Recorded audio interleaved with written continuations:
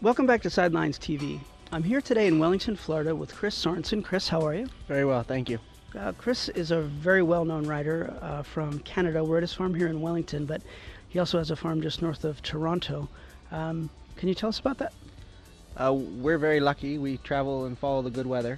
It allows us to kind of keep the horses training at a top level, and Canada gets quite cold in the winter. And our business really focuses on training, but also buying and selling. And this is a big market down here in Wellington. You have kind of the best in the world, if not North America at least. Everybody kind of comes here looking for horses, trading horses, and having great horses switch hands. So this is what we're here for. That's a point I'd like to come back and talk to you about in a little bit. But firstly, you made the Canadian national team, which is a really big deal. How did that feel? It's a very strange sensation to accomplish something you've been trying to do all your life. I got to ride for the Canadian team a few times last season, but the first time was at Spruce Meadows. And Spruce Meadows is an incredibly special place in show jumping, especially for Canadians. And to get to jump there for the first time and jump a clear round is completely a surreal feeling, I have to say. Yeah, it's sort of like a man on the moon kind of thing. It really is amazing. When you spend 30 years trying to do something and all of a sudden it happens, it takes a moment to digest. Yeah. Additionally, there was a really great up-and-coming show that you won Trainer of the Year last year as well. Can you tell us about that?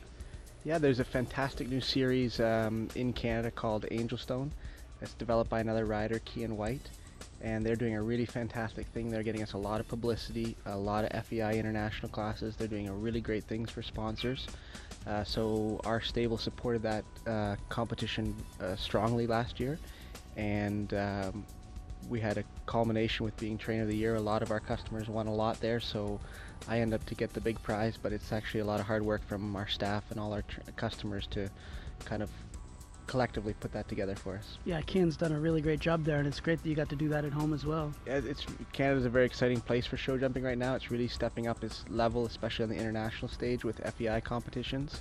So we're pretty excited to get to be there half the year and then be able to be here also. So I guess Ian Miller has something new coming for him.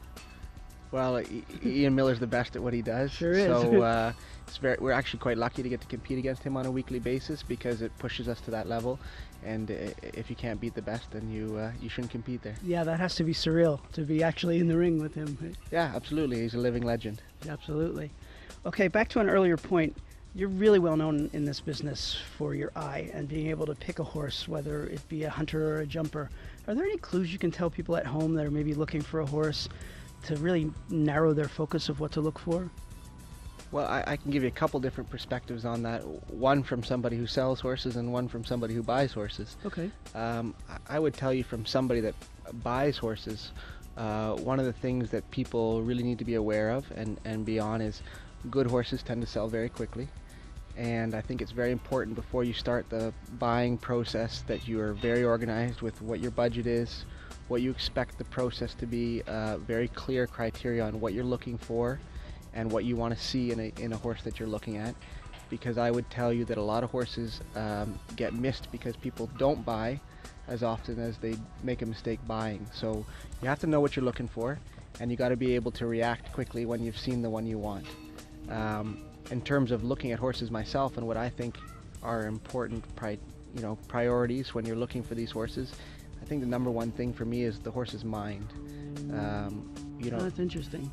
A lot of people want to believe a horse is going to really change and believe that a horse is really going to become something totally different than it is in the moment. And it's very important to know what things will change on horses and what things will not, and be able to live with the horse that you're buying in the moment. And I think that comes back to my point about a horse's mind. They tend to have a good mind or don't have a good mind from a young age. Right. And that's something we really look for, because in the end, a horse with a great mind will take the training and will be there for you when you need them to be there for you. And even a very fancy horse that doesn't have that level of mental capacity ends up letting you down a little bit in the end. So I would say mind is one of the things we really look for. Okay.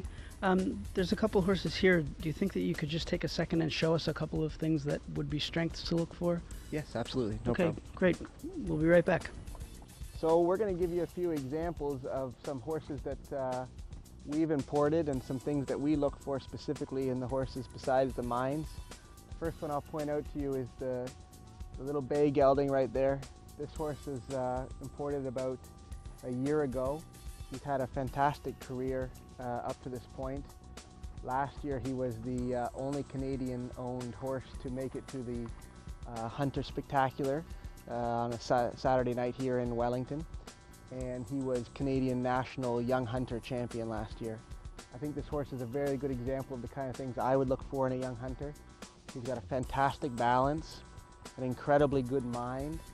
He's got a very easy way of going, which makes him very easy for a rider to manage. He's got a nice round jump, and everything comes very natural to the horse.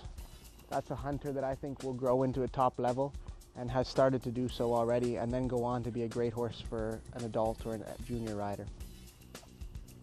Another good example of a horse that we've just imported is this gray equitation horse down here. For equitation horses, we really look for some fantastically brave horses. They have to do some really amazing things at equitation finals. They also need to have a very big stride to make it to the top level of equitation.